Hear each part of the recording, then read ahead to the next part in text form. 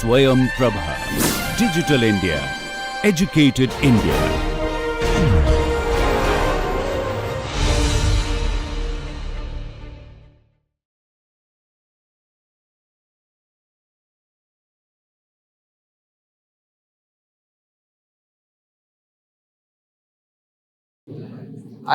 My area of research is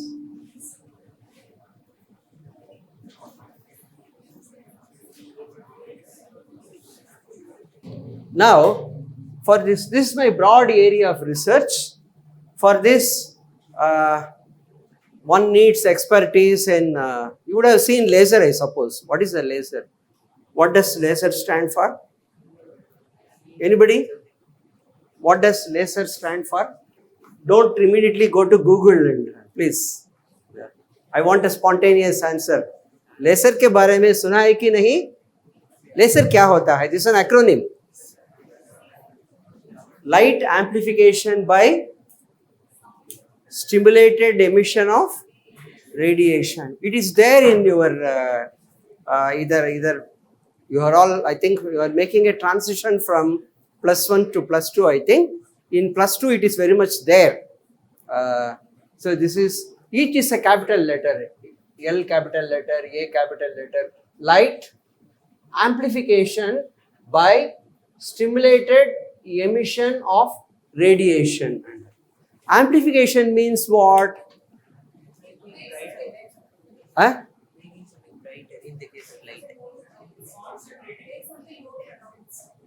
Yeah? Yeah, okay. What amplification means is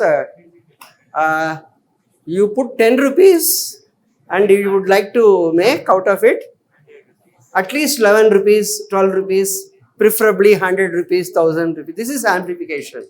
Whatever you give as input, that should come out in multiple forms. Okay. Now here, the amplification has a specific meaning. We will come to it later. This is something called light amplification by stimulated emission. There are, I will tell you what is that. Anyway, you are going to learn it in due course of time. Stimulated emission of radiation. However, you would have all seen, at least heard about lasers, right?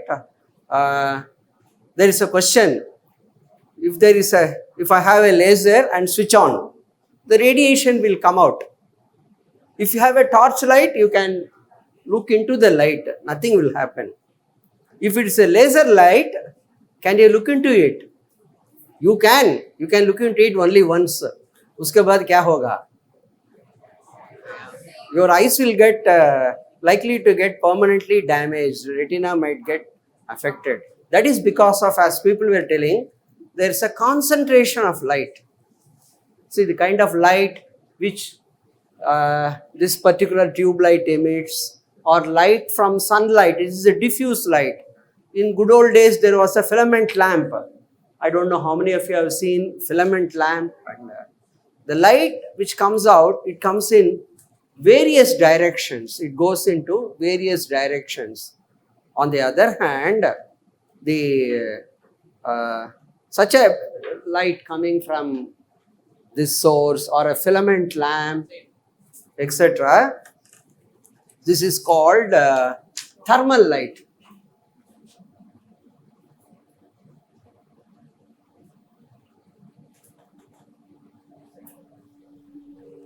Okay. What do you mean by thermal? Anything you heat it up. Any object you heat it up, its temperature will rise. I suppose you would have seen a toy lens, this balloon wala, the balloon kind of, the person who brings balloons, various objects which are attractive to children, they also keep a lens, convex lens, plastic lens. Have you seen this? How many of you have used it? A plastic lens.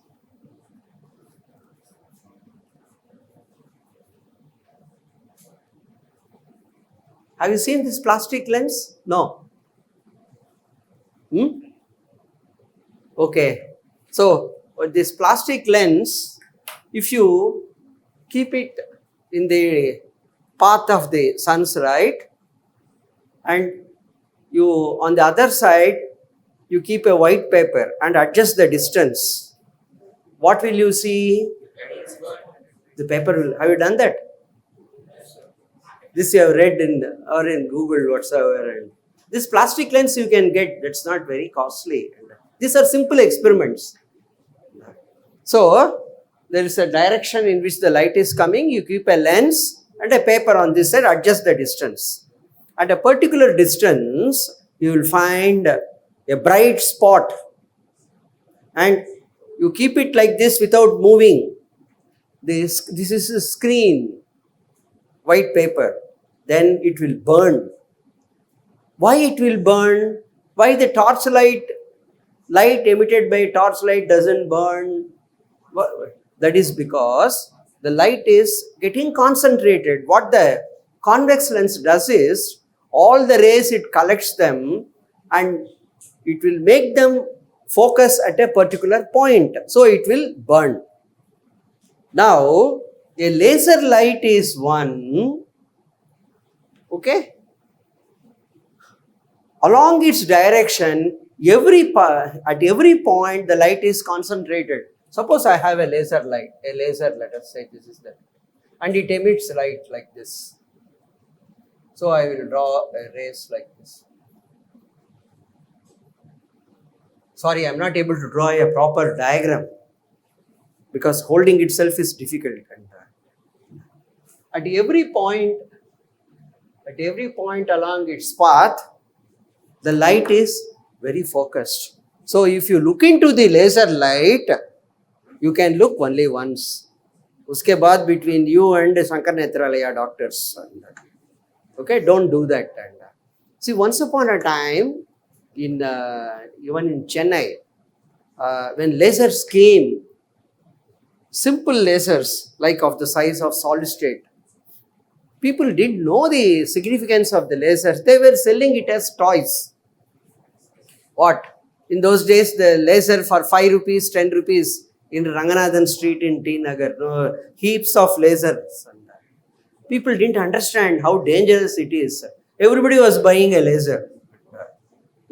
And then they will shine, especially the eldest in the families. What they used to do, they will shine the light into their younger brother's eyes. You know what would have happened. Then gradually these things were banned. I'm talking about 40 years ago. Right. Now, there is an important quality of light. So, suppose I ask you, I want you to describe light. Light kya hota hai? There, or what is its nature? So, what would be your, what kind of answers? Yeah? Very good. That is true. Light propagates in a straight line. Okay. Then, its nature. It's wave nature, particle nature, right? No, particle nature is known as quantum theory. Very good. See, others were also coming close to it, but I want, when you say a particular terminology, then it is clear to me. So it is quantum theory. So where do I write this? This is light. A particle, this is known as quantum theory. Quantum theory.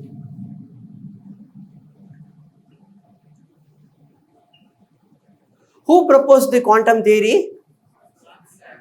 Planck proposed quantum theory. It was 1900.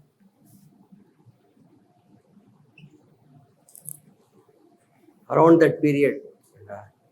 Right? Then, out of this quantum theory, something came that is known as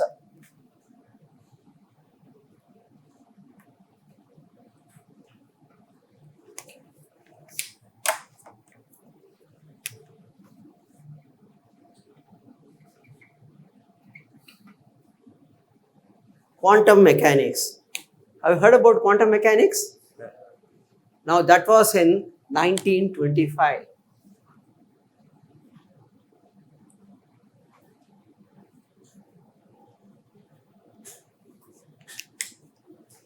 So in 1925, the quantum mechanics subject came very quickly. 1925, 1926, 1927, by 1928, the theory became perfect. So many Nobel Prizes were given immediately following that. Now, last year is 2025, 100 years of quantum theory. So, everywhere around the world, in physics departments, chemistry departments, biology departments, etc., people were celebrating, okay, the glory of quantum mechanics. And also people were asking questions in the last 20, 30 years, even more, on the various interpretations and meanings of quantum mechanics. And quantum mechanics as a theory is perfect. I mean, there is hardly any experimental fact there is no experimental facts. There is not even hardly, no experimental fact remains unexplained. Quantum mechanics does the job. That way it is perfect. But at the interpretational levels, there are problems. That we need not worry. So what we can sit down and calculate, measure in the lab, compare, there is a perfect match. Okay? So look, see what has happened.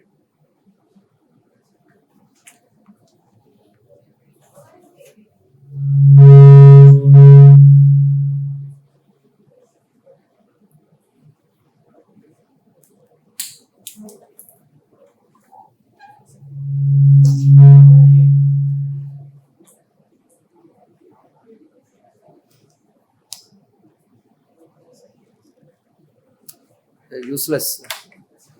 There is nothing to replace a traditional board and chalk. I thought this way. I will try my luck. So in the last year, it is 2025.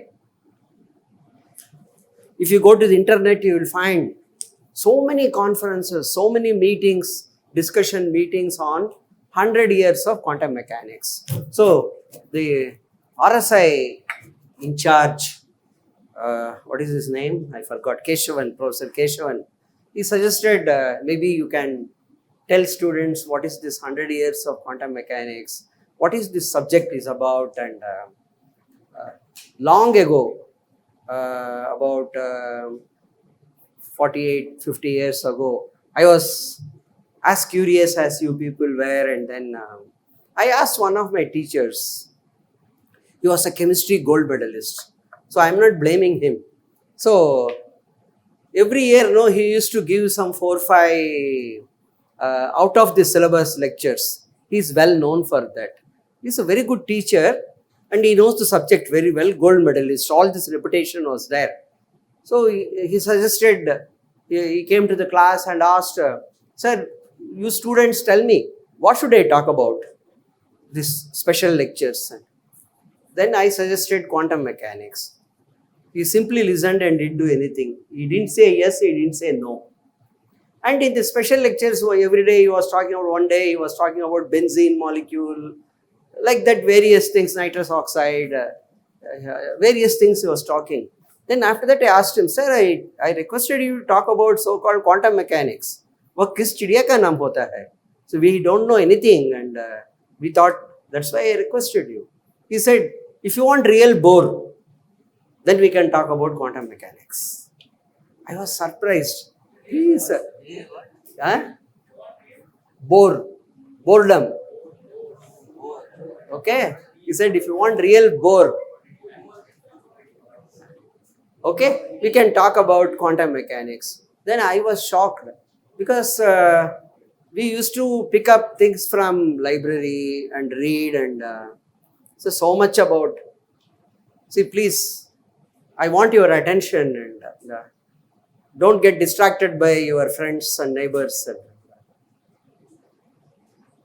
Okay. Then recently I went to Indian Institute of Science and met a friend of mine, and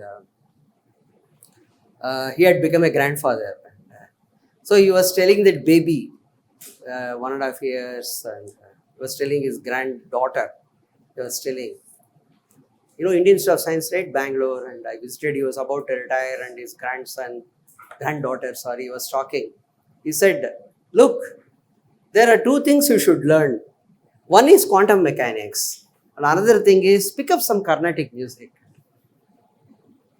That's how he was telling that 1.5-year-old girl. And anyway, I can understand. If you know quantum mechanics, how much you learn, how much you can understand the world surrounding you. And if you know Carnatic music, you don't get bored. There are so many nuances. There is a mathematical theory of ragas, etc. And so also Western music. This is what my friend was telling his granddaughter. And nothing to extol one in favor of the other. Right. Now, coming to 100 years of this quantum mechanics, what is this quantum? What this quantum? You can stop me anytime and ask questions. So first is Heisenberg. I don't know whether you heard about him. Heisenberg.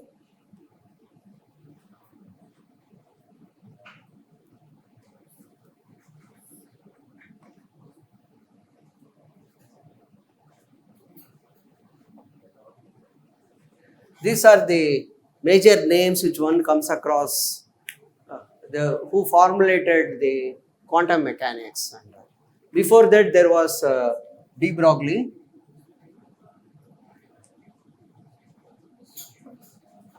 Later, Max Born,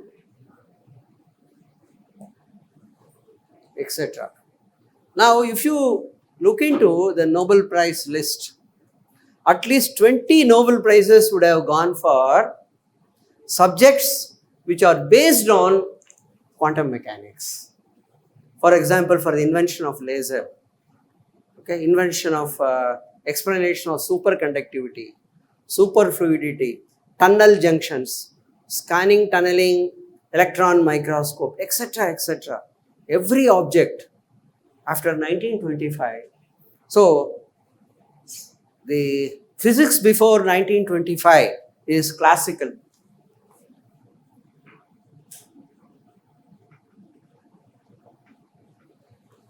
It's like classical Carnatic music or classical anything.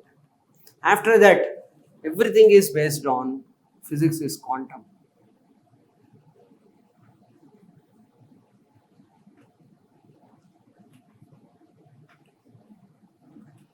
Now, what is this quantum mechanics about? This says that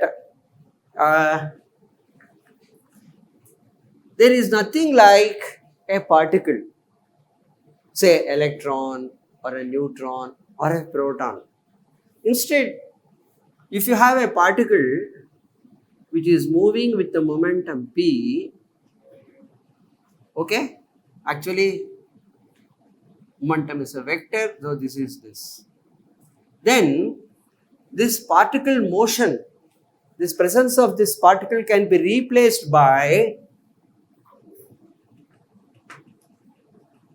this is a wavy like structure, and there is a wavelength for that. This wavelength for this is given by h by p, where h is the so-called Planck constant. So, a particle moving with a particular momentum, it can be viewed as a group of waves, a huge mass of waves. Once you talk about waves, they will have a wavelength.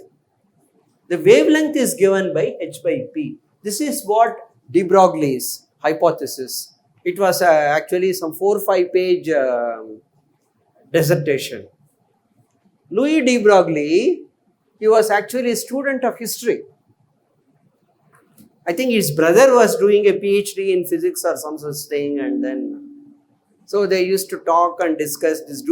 Then Louis de Broglie came with this idea, why don't we think view like this? Then, now, I have to understand, the question is, let us try to understand this. Sir, he may say, that, what's your name? Parthiv. Huh? Parthiv. What is that? Parthiv. Parthiv. Parthiv is sitting here. Now, others may ask questions, how can he be replaced by a wave? First thing is, he is sitting here. Therefore, his momentum is zero. With respect to me or with respect to anybody for that matter. At least in this room. Right? Suppose he is moving with respect to us. Or since I am moving, with respect to me, each one of you have a momentum. Relative momentum. Therefore, each one of you, I can view each one of you as a wave. Each one of you is a wave. He is a wave, he is a wave, etc. And the wavelength of each one of you is given by h by p. It's so-called de Broglie hypothesis. So, how to understand this? Right? That's how later came the quantum mechanics. Now, I am going to give you a simple example. Right? There is something called probability. Huh?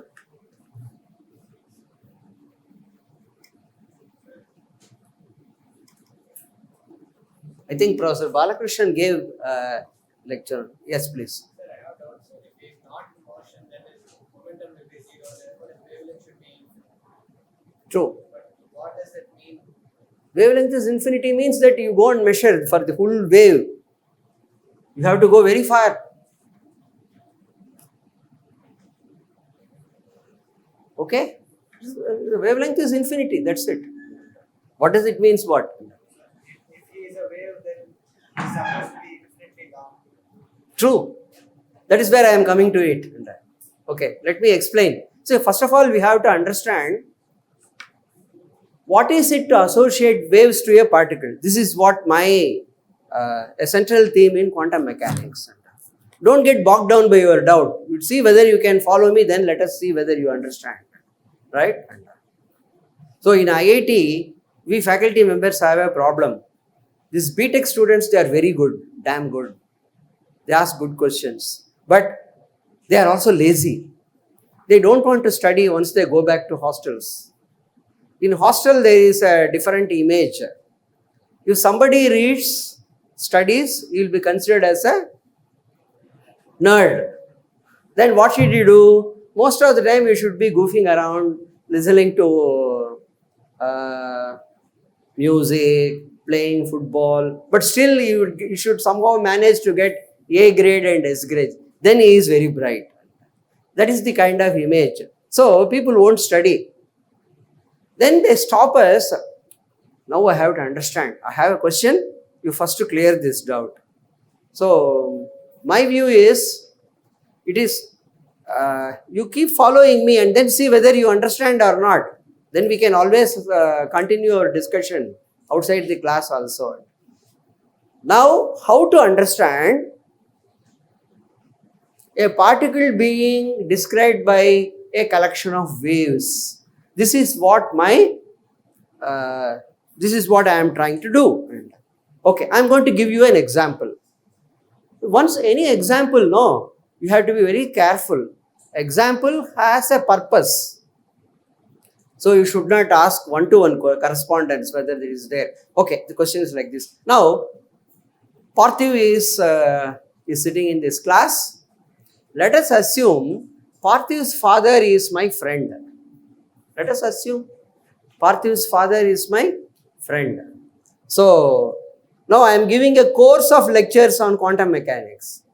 What is that I am doing? Situation is I am giving a course of lectures in quantum mechanics. Here in IIT, the first course in quantum mechanics means 60 lectures. Okay? He is thinking, sitting in one class itself is a big challenge. 60 lectures.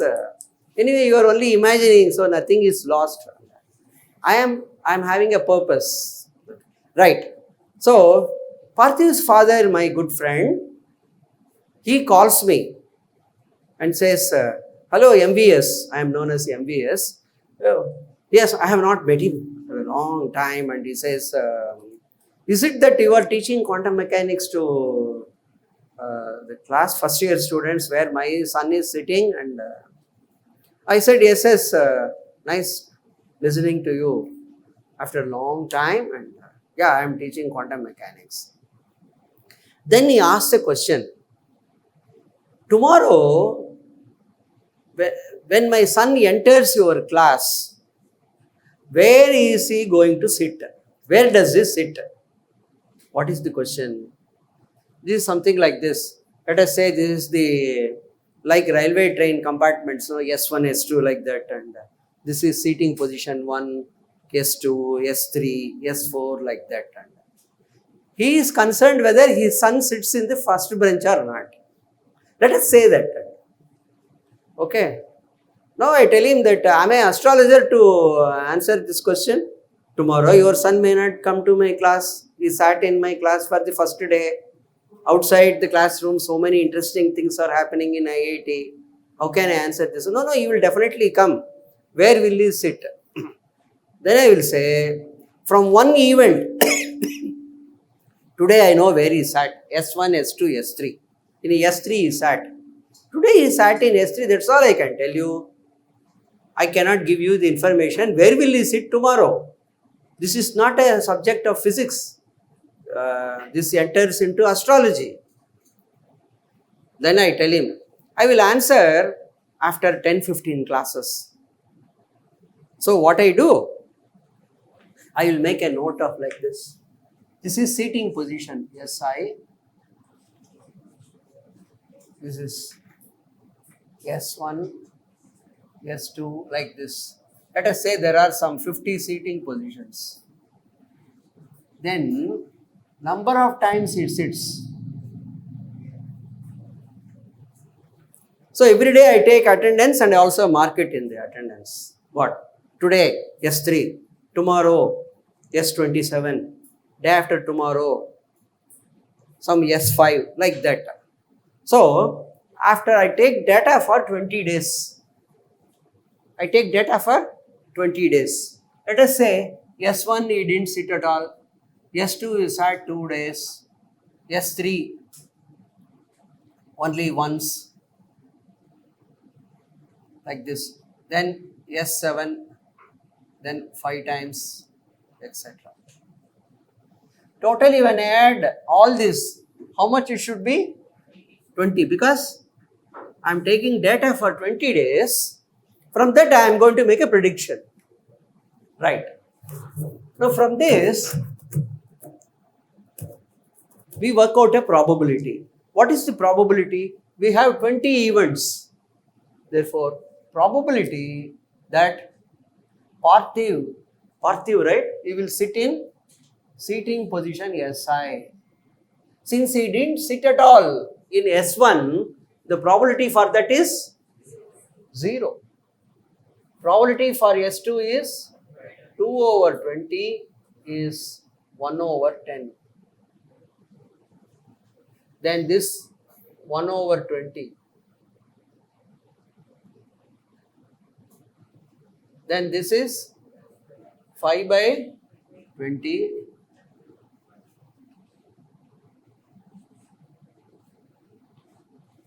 If I look at these probabilities, these are also known as frequencies. What I get is, this totally when I add all of them, it is 1. So on 20th day evening, I call my friend Parthiv's father and answer him, look, sorry, I have some data. Here. So, what does it say?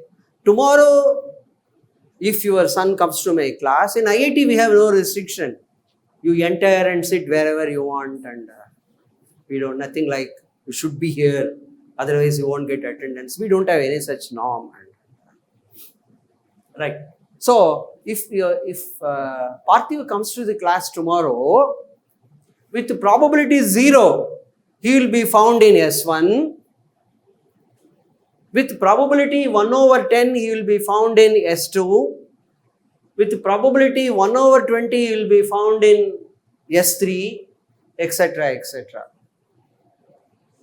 If my friend, that is Parthi's father, knows some mathematics, he had some mathematics background, then he will come to the conclusion, it seems my son somehow likes the seating position S7 because that is the maximum probability with the existing data, even though I didn't fill up the other numbers.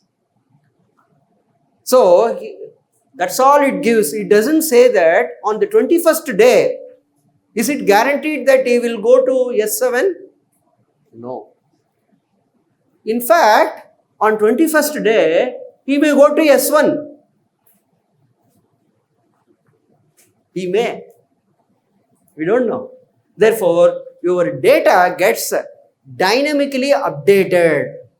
Your probabilities get revised. This is the beauty of the subject. Nothing is very rigid. We have not frozen the subject. As the data keeps coming, we will revise our probabilities.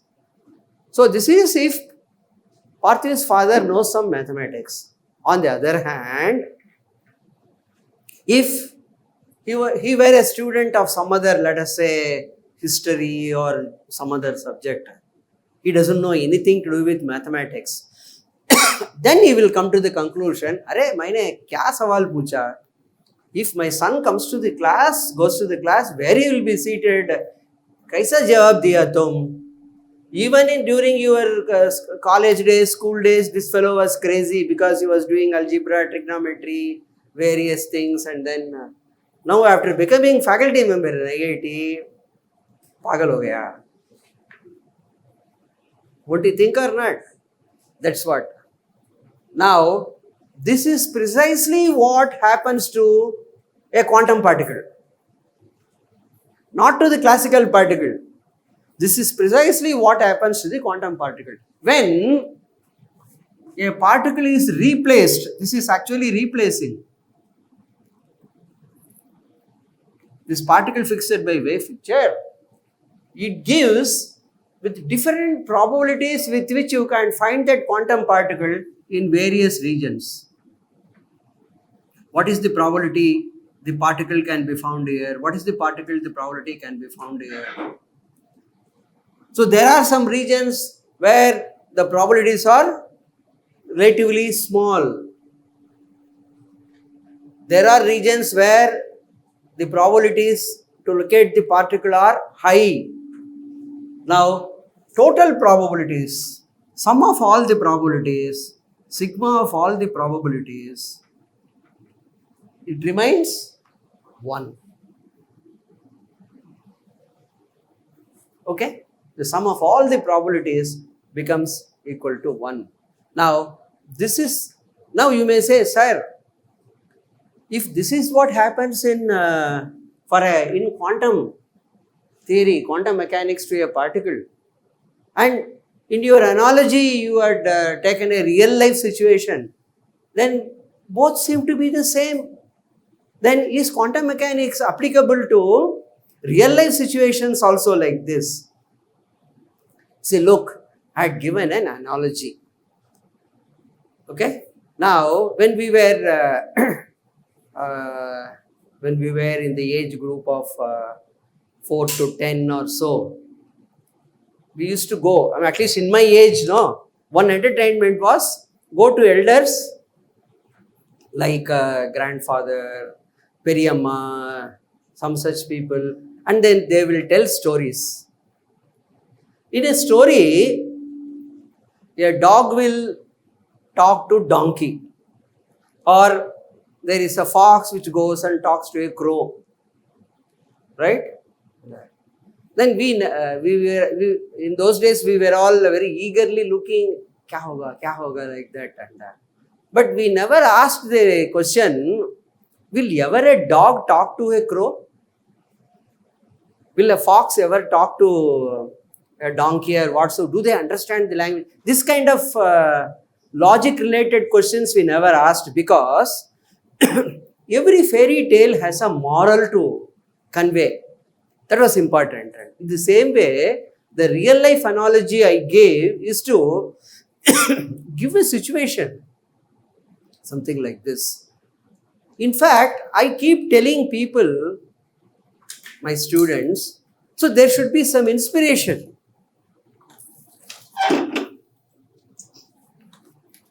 For science, where from the inspiration comes? The inspiration has to be from real life itself, right? So how people worked out this thing, that's a different matter. And now there is something called, are you familiar with some calculus? No, may not be everybody, right? Calculus, not yet, I think. And okay, there is something called wave function.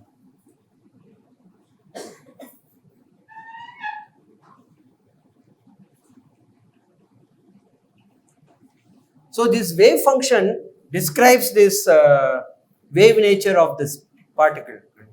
So this wave function contains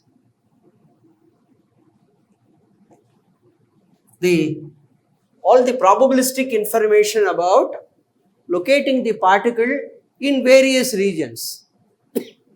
So this wave function contains all the information with respect to locating the particle in various positions. Probabilities for that. Contains information about probabilities of locating the particle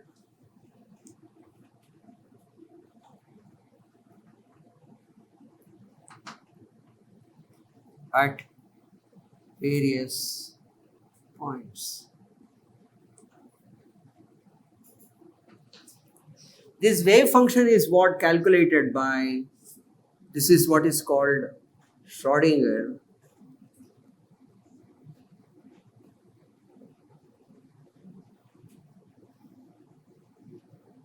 There is a celebrated Schrödinger equation. There is a very celebrated Schrödinger equation. So Schrödinger gave a prescription. Given a situation, it may be an electron, a free electron. A free electron means no forces are acting on it. Or it may be an electron inside a hydrogen atom. Or it may be a proton inside the nucleus of a helium atom, whatsoever. These are all the, you take the periodic table. Hydrogen. What is then the next one? Helium. Lithium. Like that you keep going. So all of them are examples of quantum particles. Not only they are examples, uske andar electrons, protons, neutrons, they are all examples of quantum particles. All of them are governed by the rules of quantum mechanics formulated by these three people, right? And now Heisenberg, this is with respect to what the now in real life situation, I know how to calculate the statistics. Is it right? I know how to calculate. So what I have done is, instead of waiting for the entire 60 classes, I want to give some information. This information can be given by observing 20 days and we get a feel for it, right?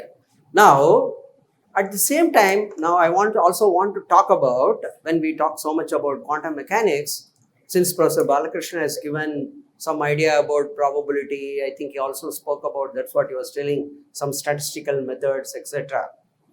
Now, today we are having the selection results, right? Some of you may be looking into it either stealthily and doesn't matter. And now, yesterday night or even 2-3 days ago, we had some forecasting. Is it right? Exit polls. I'm not talking about politics. I'm talking about statistical methods and probability. See, probability and how the probabilistic methods are very ubiquitous. So we can't even think of so many areas in which such a technique is used. So exit polls, exit data. This is nothing but prediction.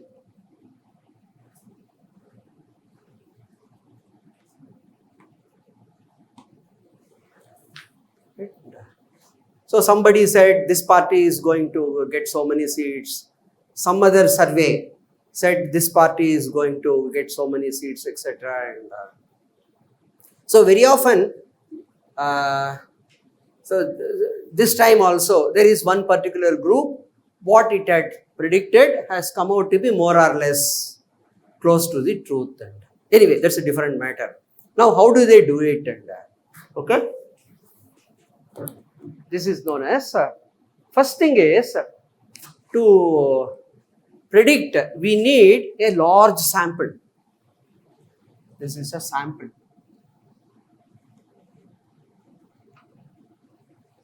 What was the sample here? 20 days. I have taken data for 20 days. So there was some sample, right? Then I need to have a hypothesis.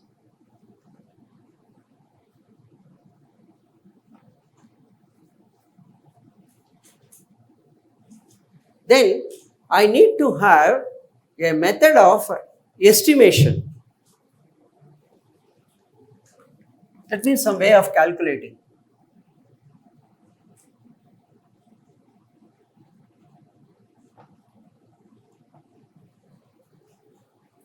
Okay, now I will give examples for this. In good old days, I don't know whether these days you have seen, I remember my mother in 1960s, she used to, at the time the cooking gas had not yet come, so you used to cook on firewood. Okay, so you people have heard, but you would not have seen it, I suppose. You have seen it. And so they used to, the cooking was done on a fire. There was a chula, adupu, as that, and then firewood they used to keep, and then a vessel. Now, first thing is, let us take how the rice was prepared. And so water will boil, and then they put some rice in it, and they keep stirring. After some time, what my mother used to do, stir it well. What is the purpose of stirring? Heat dissipation. So to make the solution uniform. To make the sample as uniform as possible. Because if you don't stir it, what will happen? Maybe the layers which are close to the bottom would have been cooked more. Layers to the top, they wouldn't have been. So you homogenize them. Okay. So this is what is known as, when you take a sample, it should be an unbiased sample.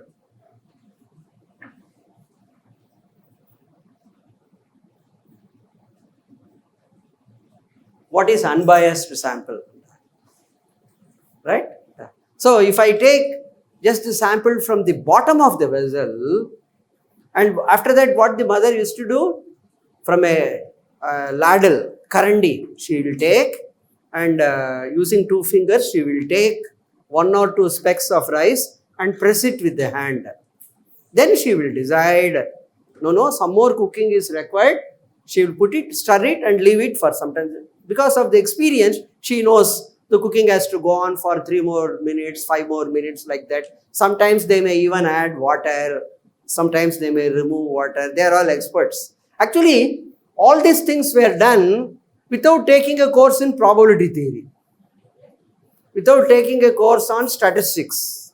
There is a subject called statistical mechanics. We teach our students here. Statistical mechanics, very important for whatever you do in engineering or sciences.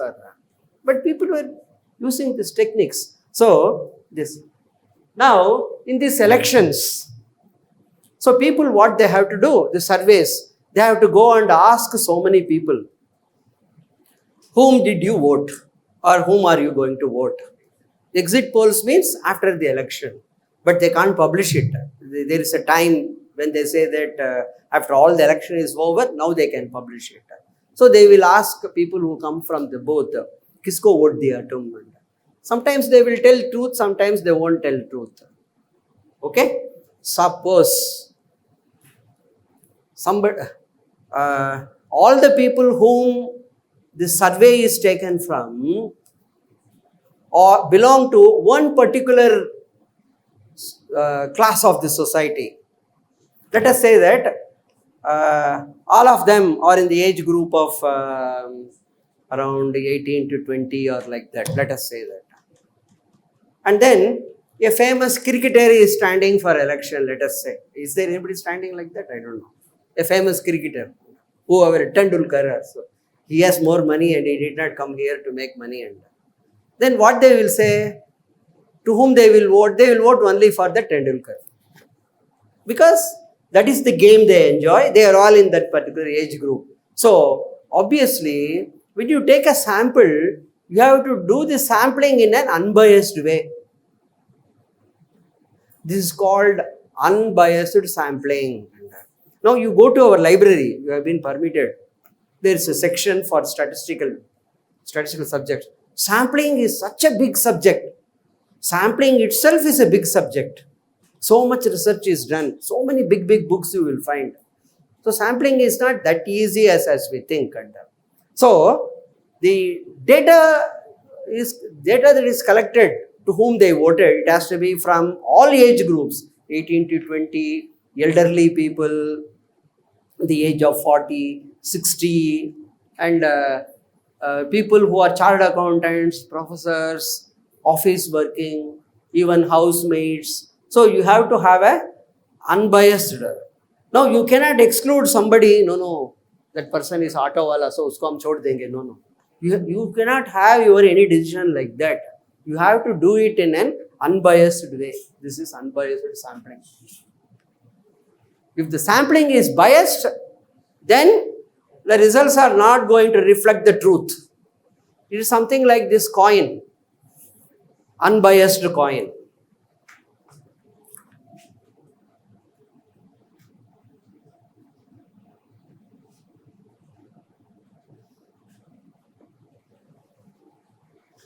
So, unbiased coin exists only in a textbook. You toss it, it will come head or tail. Whether it is a biased coin or unbiased coin, either head has to come or tail has to be the outcome. But out of 10 times, totally out of 10 times, number of times head for unbiased coin will be more or less close to 5. Number of times the tail occurs will more or less close to 5. If it is an unbiased coin.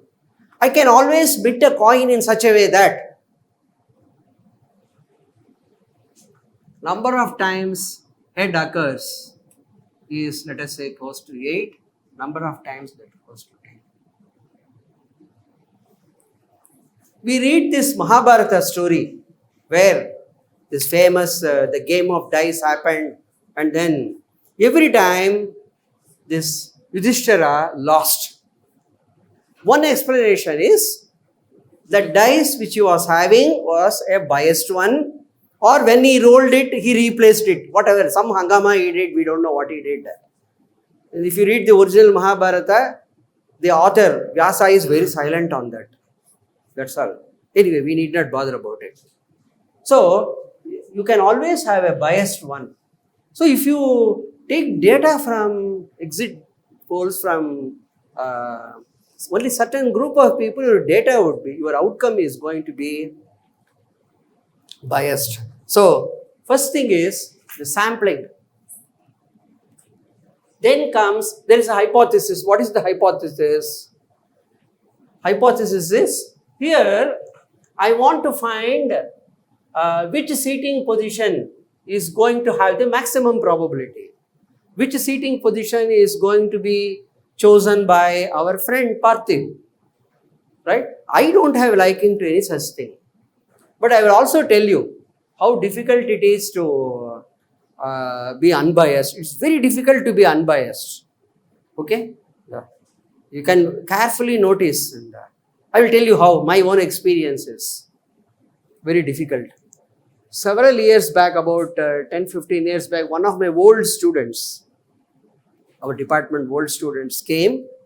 Already had become a very big man and both paisa kamaya. He was in Europe somewhere and he has made a lot of money, and then he wanted to institute a prize for MSc Physics students. Okay? For MSc Physics students, he wanted to institute a prize.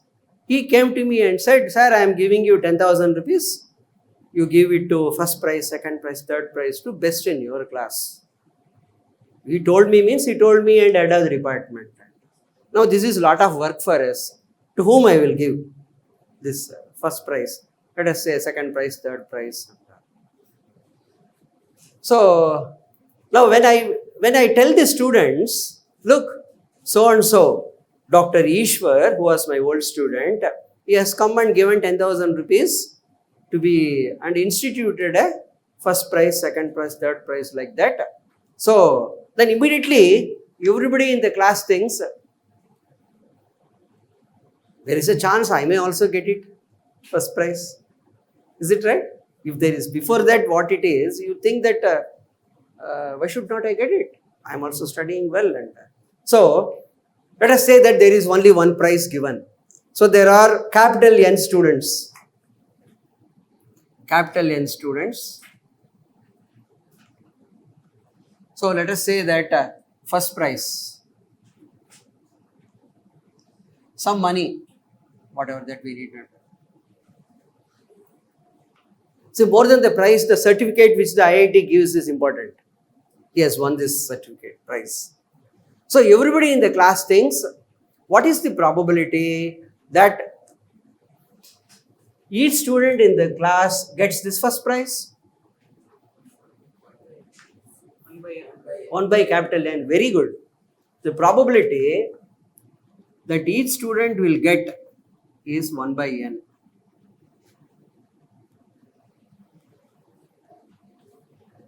Right? That's not interesting. It is unbiased. Now, then next stage. Then I told the students, there is going to be a test. There is going to be a special test. It will be 2-3 hours test on a Saturday. Over, we will correct the papers. Highest marks will be first prize, second like that. Then immediately you should see the faces of each of the students. One more test we have to write. Already we have, for every subject there are 3 class tests followed by final exam, etc. And one more test. We will also write it. And if N examinations are there, N plus 1 is not going to matter. Examination was given and we corrected the papers. So examination was, I am not the only one.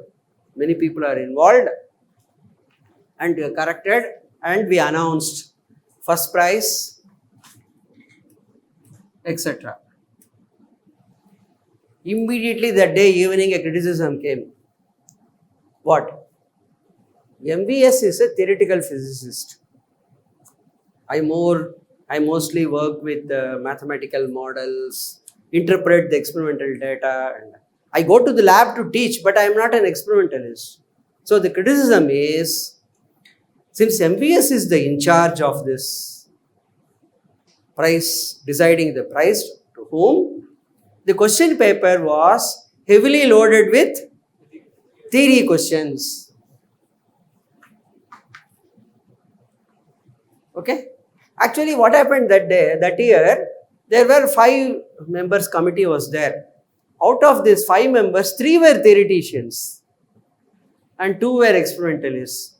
So their accusation is more or less, likely to be correct.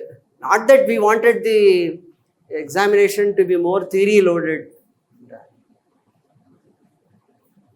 So next year what we did, there were 3 theoreticians and 3 experimentalists. Somehow the paper still turned out to be more skewed. More skewed means it was loaded with more theory questions. So like this keeps on happening. So whatever way you do, there will be a criticism with respect to that. Suppose I don't conduct any test and I decide, let's say that somebody suggested, this also suggested, sir, anyway Ishwar is our well-wisher, Why do you want to conduct a test? Write the names of all the students, each one of the name in a chit, and put it in a box, randomize it, shuffle it, and then somebody can pull out a name. To whom we will give the prize. Is it acceptable to you? It is not. Then they said there was no criterion at all. You had no criterion. So you say that you randomize and give it to pick up at somebody at random and then give it to him. There is no criterion. Like, what is your rule of awarding it? So, whenever you have an unbiased way of choosing, criticism is you had no criterion. If one has to be really unbiased, you have no criterion. Okay? In all other cases, any criterion you will have, it will go to some people. Right? I was told to give a break. It's up to you people. You have to decide when you want to have the break. And now, after the break, this was suggested by our friend Keshavan. He said that this we have done it on earlier occasions also in various places. I don't remember whether I have done it in RSA.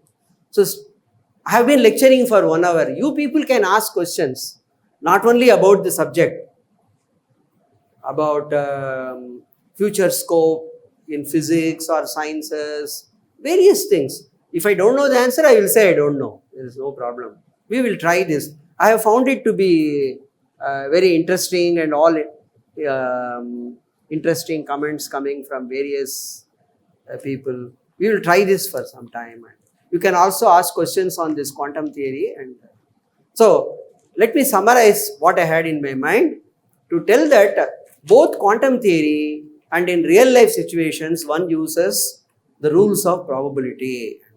In some situations, like example I have given, the quantum theory situations look as if they are mimicking the classical situations, like in a classroom. Then next, the probabilities methods are also applied in like testing of hypothesis, sampling, estimation, in like election prediction, etc. So, and also I gave you an illustration of how difficult it is to be unbiased, but you have to strive to be unbiased with a criterion. Thank you. We will meet after the tea session.